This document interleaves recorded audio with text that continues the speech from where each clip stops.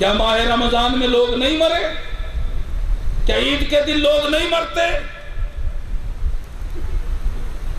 آئے دن جنازے اٹھ رہے ہیں، ایک دن تیرا اور میرا بھی جنازہ اٹھے گا، قبر میں جانا ہوگا۔ حضرت سعید بن مسیب رضی اللہ تعالی عنہ ارشاد فرماتے ہیں، ایک مرتبہ امیر المومنین حضرت علی المرتضی کرم اللہ تعالی وجہ الکریم کے ہمراہ ہم ایک قبرستان میں آئے۔ حضرت مولا علی کرم اللہ تعالی وجہ الکریم نے بآواز بلند فرمایا، السلام علیکم یا اہل القبور ورحمت اللہ تعالی، تم ہمیں اپنا حال سناؤ گے یا ہم تمہیں اپنا حال سنائیں؟ فرماتے ہیں ایک قبر سے آواز آئی، وعلیکم السلام یا امیر المؤمنین، آپ پہلے اپنا حال سنائیں۔ آپ فرمانے لگے، سنو، تمہارے دنیا سے جانے کے بعد تمہاری بیویوں نے دوسری شادیاں کر لی، تمہاری اولاد یتیموں کے زمرے میں آ گئی، تم جو پختہ مکان بنا کر چھوڑ کر آئے تھے لوگوں نے اس پر قبضہ کر لیا، اب تم اپنا حال سناؤ۔ حضرت سعید بن مسیب رضی اللہ تعالیٰ عنہ فرماتے ہیں، قبر سے آواز آئی، یا امیر المؤمنین، کفن پھٹ چکے ہیں، بال بکھر گئے ہیں، کھالیں ادڑ گئی ہیں، آنکھیں رخساروں پر بہہ گئی ہیں، نتنوں کا پانی پیپ بن گیا ہے، جیسا کیا ویسا پایا اور جو چھوڑا اس میں نقصان اٹھایا۔ جاگنا ہے جاگ لے، افلاک کے سایہ تلے، حشر تک سونا پڑے گا خاک کے سایہ تلے، ہم سفیروں باغ میں ہے کوئی دم کا چہچہا، بلبلیں اڑ جائیں گی، یہ روح بدن سے نکل جائے گی، یہ بہار ختم ہو جائے گی، بلبلیں اڑ جائیں گی، سونا چمن رہ جائے گا، اطلس و کم خواب کی پوشاک پہ نازا نہ ہو، اس تنے بے جان پر خاکی کفن رہ جائے گا۔ مرنے کے بعد تجھے اللہ کے دربار میں جانا ہے، مجھے اللہ کے دربار میں جانا ہے۔ آج اگر کسی کو وزیر کے در پر جانا ہو، دفتر میں جانا ہو، وہ رات بھر سو نہیں پاتا، کیسے جاؤں گا، بڑا اہتمام کرتا ہے، تحفے تحائف بھی لیتا ہے۔ اس وزیر کو ایک طرف کرو، بلا تمثیل بات کرو، مجھے اور آپ کو اللہ کے دربار میں لازمی جانا ہے۔ بتاؤ کیا اللہ کے دربار میں جانے پر ہم خوش ہیں؟ حدیث قدسی ہے، اللہ فرماتا جو ہماری ملاقات کو پسند فرماتا ہے ہم اس سے ملنے کو پسند فرماتے ہیں۔ جو اللہ کے دربار میں جانے پہ خوش ہوتا ہے، بتاؤ اللہ کے دربار میں بغیر مرے تو کوئی جا نہیں سکتا، اور موت ہمیں اچھی نہیں لگتی۔ اللہ کے دربار میں جانا ہی جانا، چاہے پسند ہو یا نہ ہو۔ کیا تحفہ لے کر جائیں گے اللہ کے دربار میں؟ نماز قضا کرنے کا تحفہ لے کر جائیں گے، فلمیں ڈراموں کا، گانے باجوں کا، یہود و نصارہ کے فیشن کا،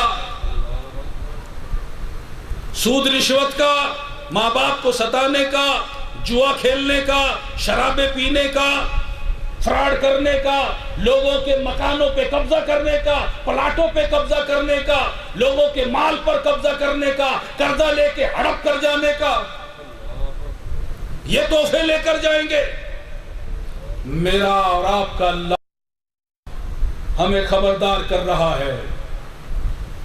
سورہ حشر، یا ایھا الذین آمنوا اتقوا اللہ، اے نبی کے غلاموں، اے ایمان والو، اللہ سے ڈرو، وَلْتَنْظُرْ نَفْسٌ مَا قَدَّمَتْ لِغَدٍ، اور ہر جان، ہر نفس اور تم میں سے ہر شخص اس بات پر غور کرے، احتساب کرے، جائزہ لے، تفکر کرے، تدبر کرے کہ میرے دربار میں آنے کے لیے اس نے کیا تیاری کی ہے، آگے کیا بھیجا ہے، کون سے اعمال کو ذخیرہ کیا ہے، قیامت کے دن کے لیے کیا تیاری کی ہے۔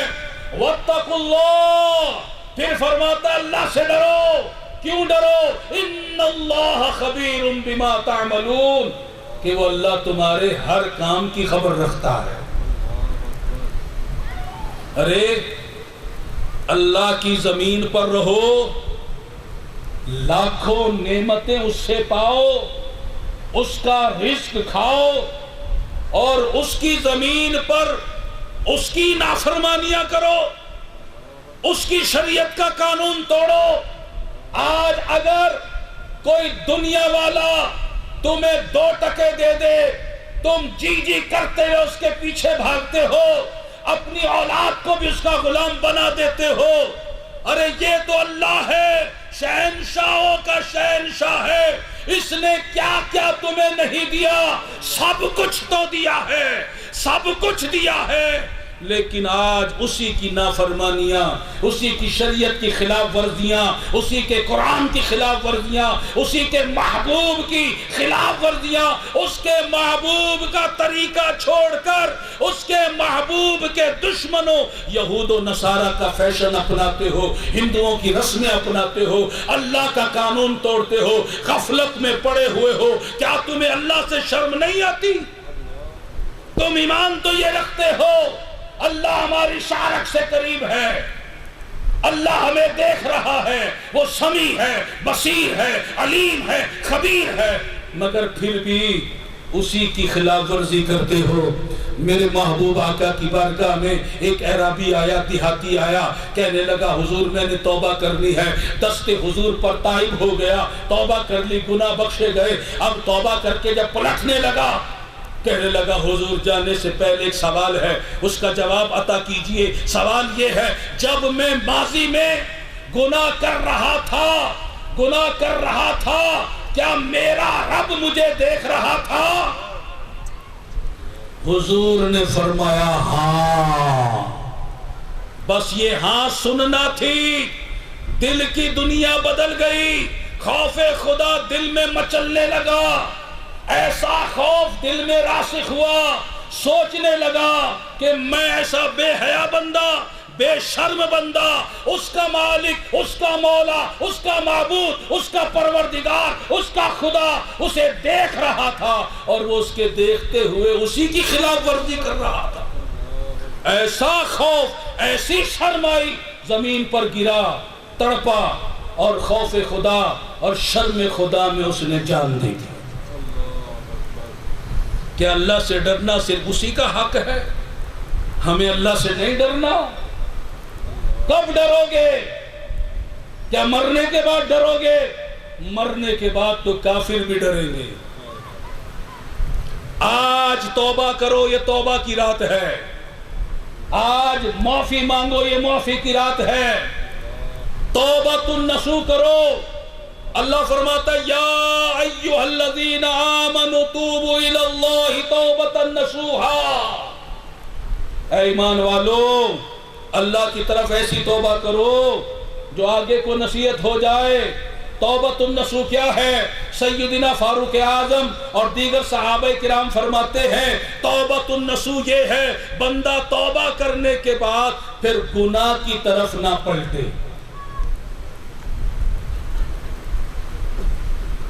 ایسی توبہ کب کرو گے؟ آؤ آج کر لو۔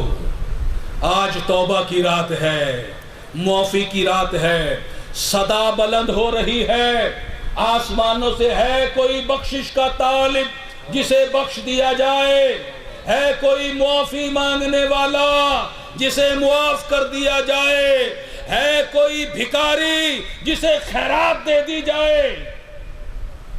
اعلان عام ہو رہا ہے،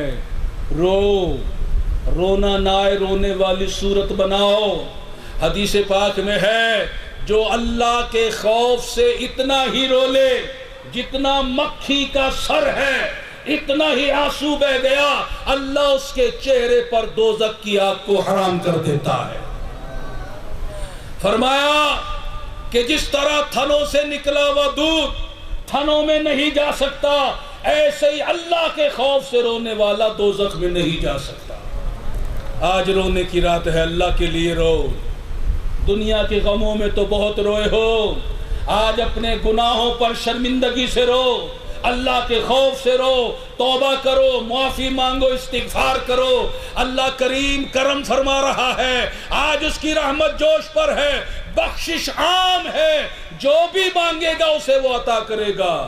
ہم تو مائل با کرم ہے، کوئی سائل ہی نہیں، سچی توبہ کرنے والا نہیں، توبۃ النصوح کرنے والا نہیں، اپنے دل سے گناہوں کی لذت نکال کر ہمارے در پر آنے والا نہیں۔ ہم تو مائل با کرم ہیں، کوئی سائل ہی نہیں، راہ دکھلائے کسے، راہ روے منزل ہی نہیں۔ اللہ نے مخلوق کو پیدا کرنے سے 4000 سال پہلے عرش پر یہ لکھ دیا تھا، میں اسے بخشنے والا ہوں جو توبہ کرے، ایمان لائے اور نیک عمل کرے اور ہدایت پر چلے، میں اس کی توبہ قبول کرنے والا ہوں۔ تو آؤ آج اللہ کے حضور توبہ کرتے ہیں، معافی مانگتے ہیں، استغفار کرتے ہیں، بخشش طلب کرتے ہیں۔ آج سب بھائی اپنی جھولیوں کو اللہ کی بارگاہ میں پساریں، رو رو کر گڑ گڑا کر معافی مانگے، ایک ایک گناہ پر معافی مانگے کہ یا اللہ آج کے بعد میں نماز قضا نہیں کروں گا، تیری نمازیں پانچوں پڑھوں گا، روزانہ پڑھوں گا، اے اللہ اب فلمیں نہیں دیکھوں گا، ڈرامے نہیں دیکھوں گا، گانے باجے نہیں سنوں گا، کسی غیر عورت کی طرف نگاہ نہیں اٹھاؤں گا، کسی غیر مرد کی طرف عورت نگاہ نہیں اٹھائے گی۔ اے اللہ آج میں تیری بارگاہ میں توبہ کرتا ہوں، میں جوا نہیں کھیلوں گا، شراب نہیں پیوں گا، جھوٹ نہیں بولوں گا، گالیاں نہیں نکالوں گا، غیبت نہیں کروں گا، چغلی نہیں کروں گا، تکبر نہیں کروں گا، حسد نہیں کروں گا، ماں باپ کو نہیں ستاؤں گا۔ ایک ایک گناہ پر آج اللہ کے حضور توبہ کر لو، کامیاب ہو جاؤ گے۔ اور توبہ کرنے کے بعد توبہ پر استقامت ضروری ہے، اور توبہ پر استقامت صرف اللہ کے فضل سے ملتی ہے۔ آج توبہ بھی کرو اور اللہ سے توبہ پر استقامت کی بھیک بھی مانگو۔ توبہ پر استقامت کے لیے ایک بہترین ذریعہ دینی ماحول ہے کہ بندہ دینی ماحول میں جب رہتا ہے، صحبت صالح ترا صالح کنت، اچھوں کی صحبت آدمی کو اچھا بنا دیتی ہے۔ اگر وہ توبہ کرنے کے بعد اللہ کو بھولتا ہے، وہ اچھی صحبت، وہ دینی ماحول اسے پھر اللہ کی یاد دلا دیتا ہے۔ تو اگر ہم چاہتے ہیں کہ توبہ پر استقامت ملے تو دینی ماحول اختیار کرو۔ الحمدللہ تبلیغ اسلامی کا دینی ماحول ہمارے درمیان موجود ہے کہ جس کا نصب العین ہے۔ ہم دین کی فکر کرنے والے، دین پر عمل کرنے والے، دین اسلام کی تبلیغ کرنے والے، اللہ تعالیٰ کے پسندیدہ بندے اور نبی پاک صلی اللہ علیہ وسلم کے سچے غلام بن جائیں۔ تو آج سارے بھائی توبہ بھی کرے۔ کیا آپ سارے اپنے گناہوں سے توبہ کرتے ہیں؟ ذرا بلند آواز سے کہیں توبہ کرتے ہیں۔ تو توبہ پر استقامت کے لیے تبلیغ اسلامی کے ماحول سے وابستہ ہوتے ہیں کہ یہ انشاءاللہ اللہ تبارک و تعالی جل شانہ ہمیں اس بیان کو سمجھنے کی توفیق بخشے اور اپنی بارگاہ میں سچی پکی توبۃ النصوح کرنے کی توفیق عطا فرمائے، اور ہماری توبہ کو آج رات قبول بھی فرما لے، اور ہمیں توبہ پر استقامت بھی بخشے، اور توبہ پر استقامت کے لیے ہمیں تبلیغ اسلامی کا دینی ماحول عطا فرمائے، ہمیں اس سے مکمل وابستگی عطا فرمائے۔ آمین بجاہ خاتم النبیین صلی اللہ علیہ وسلم۔ وما علینا الا البلاغ۔